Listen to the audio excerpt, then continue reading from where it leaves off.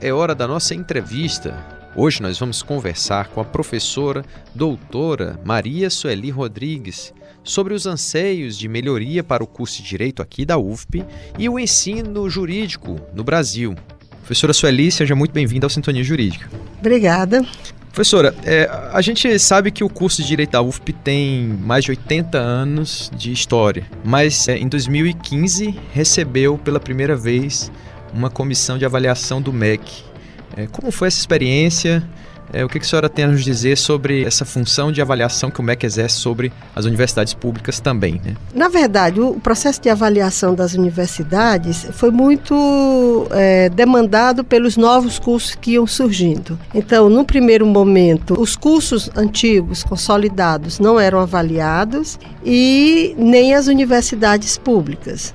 Depois, as universidades estaduais, começaram a aparecer as universidades estaduais, elas entraram também na mira da avaliação, né? E depois, mais amplamente, todas as universidades, inclusive as universidades federais. Eu acho, se a gente considera que o processo de avaliação é algo importante para o processo de gestão das universidades, cursos superiores, eu entendo que todos devem mesmo ser avaliados, né? Sim, o que essa comissão propriamente vem buscar quando ela manda os avaliadores em loco, né, que eles vêm presencialmente, o que eles vêm buscar de fato, que tipo de informação que eles procuram? Uma coisa assim, que eu acho que é importante a gente informar, até mesmo porque fica parecendo que foi o MEC que fez a avaliação, sim, é dizer que os cursos são avaliados por seus pares. Não é técnico do MEC que vem, né? São consultores ad hoc que fazem parte de um cadastro do MEC, que em algum momento eles abrem para incluir novos consultores, ou seja, são técnicos, professores como nós, com doutorado, que são de todos os estados, de todas as universidades, formam esse cadastro de consultores ad hoc, e no processo de seleção eles adotam lá algum critério para definir quem serão os avaliadores de determinada instituição. Ou seja, a gente chama avaliação do MEC, mas não é uma avaliação feita por técnicos do MEC. Né? São docentes, são professores, doutores. Que são chamados para irem. Que compõem esse conjunto de consultores ad hoc e são eles que fazem a avaliação. Então, o processo de avaliação, na verdade, é um processo para animar, inclusive, a autoavaliação. Porque o processo no processo é produzido diálogo com docentes, com discentes, com quem está na gestão, mais especificamente a coordenação do curso, verificando os documentos do curso, verificando os arquivos do curso, verificando o projeto pedagógico. Na verdade, é uma consultoria. Né? É uma consultoria. Então, as instituições privadas pagam pessoas antes desse processo de avaliação, que na verdade é para preparar para viver uma consultoria. Né? Eu acho que a gente toma isso como uma avaliação no sentido de fiscalizar, porque o resultado disso é uma nota. Sim, os critérios que eles utilizam são tanto com relação à estrutura quanto em relação ao corpo docente? Na verdade, o grande objeto de avaliação é o projeto pedagógico, né? Que retiraram que é um político, documento, né? Aprovado dentro do curso. Aprovado dentro do curso, aprovado nas instâncias da própria universidade. Tá. Agora, aí, assim, eles não vão ver só o projeto político-pedagógico, digamos assim, o projeto, né, o documento.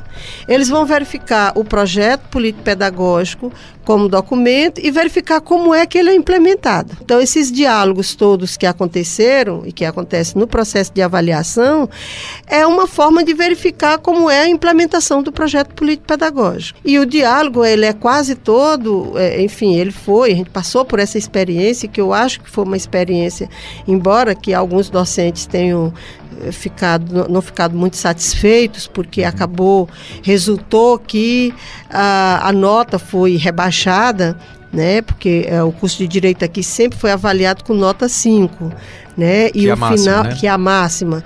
E nós fomos avaliados com nota 4. Então, assim, claro que não dá para dizer que a gente ficou feliz. Ai, que bom que a gente foi rebaixado, né? Claro, então, há frustração nisso. Mas eu considero que aquilo, a gente nunca tinha sido rebaixado, porque a gente nunca tinha sido avaliado em loco. E o que a senhora considera que foi... Que informação foi essa que eles tiveram por terem vindo pessoalmente?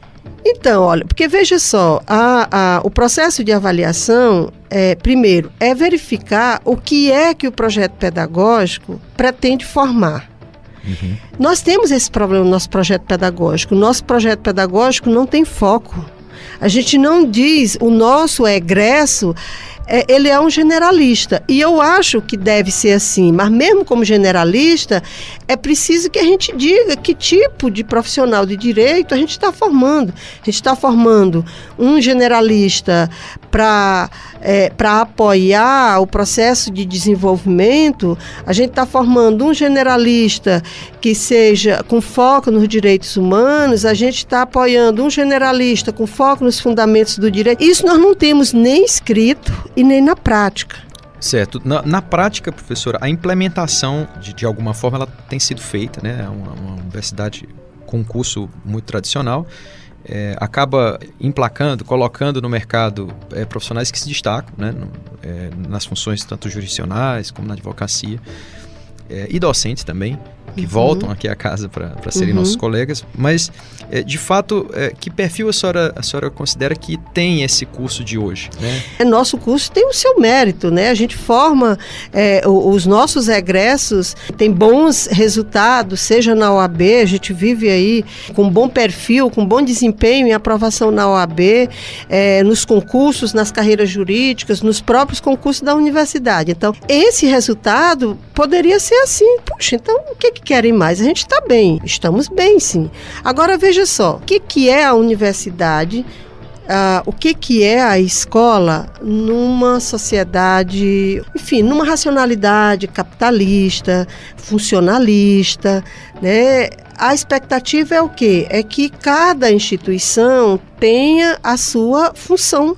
Diga o que é que você quer, diga o que é que você veio. E naquela função, que você não prepare todo mundo, é claro, você prepara para as mesmas coisas que a gente está preparando. Mas a gente precisa ter algo que nos singulariza, que diga, não, nós estamos preparando esse generalista, mas esse generalista nosso, ele é expert em tal aspecto. Mesmo antes dele ir para uma pós-graduação. A gente não pode dizer que há colegas nossos que entendem que a gente tem que continuar como está e só na pós-graduação ele vai definir esse perfil. Nós estamos conversando aqui com a professora Maria Sueli Rodrigues de Souza, que é professora do curso de Direito da UFP e exerceu a chefia de departamento entre 2014 e 2016. O tema da nossa conversa é as perspectivas de melhoria do curso de Direito da UFP, que é o mais antigo do nosso estado, e como é que ela enfrentou, na sua gestão, o processo de avaliação que o MEC, que o Ministério da Educação, veio fazer em loco. Professora Maria Sueli, a gente sabe que um curso de graduação, um curso universitário especialmente, ele é feito tanto pelos seus docentes quanto pelos discentes. E quanto aos discentes, na sua gestão, o nosso curso passou a receber um número de alunos com um processo de seleção diferenciado por conta das cotas. Que tipo de mudança a senhora consegue já perceber ou o que a senhora espera que isso pode contribuir para o nosso curso de Direito? Então, isso não é específico do curso de Direito, mas da universidade, né? E eu diria, arrisco até dizer que da maioria das universidades, né, as universidades, o processo de cotas, digamos assim, que gerou um consenso, mesmo que parcial e mesmo que precário, com a decisão do STF, que reconheceu a constitucionalidade das cotas. Então, pelo menos nessa perspectiva do judiciário, há uma legitimidade nas cotas, considerando que as universidades públicas não têm a diversidade que compõe a sociedade brasileira. A política de cotas ela começou a ser implementada pelas universidades no campo da sua autonomia universitária, né? Aí depois da decisão do STF, o governo brasileiro mandou o projeto de lei e aprovou a lei de cotas, que eu considero inclusive que foi retrocesso, né? Porque a política de cotas implementadas por iniciativa das próprias universidades, ela era cota racial. Pela primeira vez na história, o Estado brasileiro tematizava o racismo, que foi negado historicamente e continua sendo negado com o mito da democracia racial lá desde Gilberto Freire, né? E que não fez nenhuma pesquisa para chegar a essa conclusão, via só pelos cruzamentos, pelo fato da gente ser bastante misturado e dizer, não, aqui tem democracia racial. Então a gente teria pela primeira vez o Estado brasileiro dizendo, sim, nós temos racismo.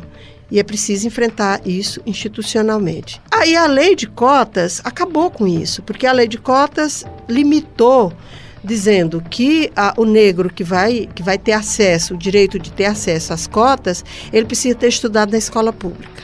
Então, a lei misturou novamente a questão racial com a questão social. E misturando isso, é como se dissesse, não temos problema de racismo, nós temos problema só de pobreza. Tá? Então, a gente já tem esse problema no acesso. O outro problema é que as universidades não mudaram nada na sua política de gestão. É como se a pessoa que entra pelas cotas, olha, tu entra e tu te vira para sobreviver aqui dentro. Então, eu diria que a pessoa entra e ela, para sobreviver na universidade, ela precisa embranquecer, ela precisa deixar de ser negra, ela precisa se incorporar a uma política que não considera a diferença étnico-racial. Então, é uma forma de mudar sem mudar. Sim. Como costuma ser na política brasileira. Quer dizer, os efeitos que a senhora vê, então, para o nosso curso, não são substanciais? De jeito nenhum, porque nós temos um efeito quantitativo e nós corremos o risco de ter muito abandono do curso, né? Alunos que chegaram pelas cotas e que trabalham, inclusive para se manter na universidade, e que estão ouvindo em sala de aula, se você não largar o seu trabalho, você não vai dar conta de fazer esse curso, então como é que esse aluno vai fazer esse curso? Quer dizer, a política de permanência na universidade é muito precária, e eu ainda diria mais, a política de permanência não é política de permanência, é política de precarização de trabalho e é política de escravização. Professora, eu quero lhe agradecer por ter vindo aqui participar do Sintonia Jurídica, trazer a sua visão, a sua experiência à frente do Departamento de Ciências Jurídicas aqui da Universidade Federal do Piauí. Eu que agradeço, mas eu queria só dizer, eu sei que tem os limites de orçamento, mas tem coisa que você pode fazer.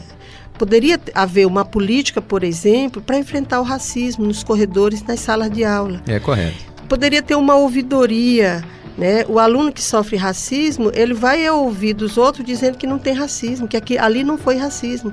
Então, você poderia ter uma política, pelo menos para falar sobre a diversidade dentro da universidade. E agradeço e me coloco à disposição para, em outro momento que vocês acharem pertinente, me convidarem. A gente pode conversar ainda muito mais sobre isso. Obrigado, professora, e até a próxima. Até. Sintonia Jurídica. Sintonia Jurídica. Sintonia Jurídica.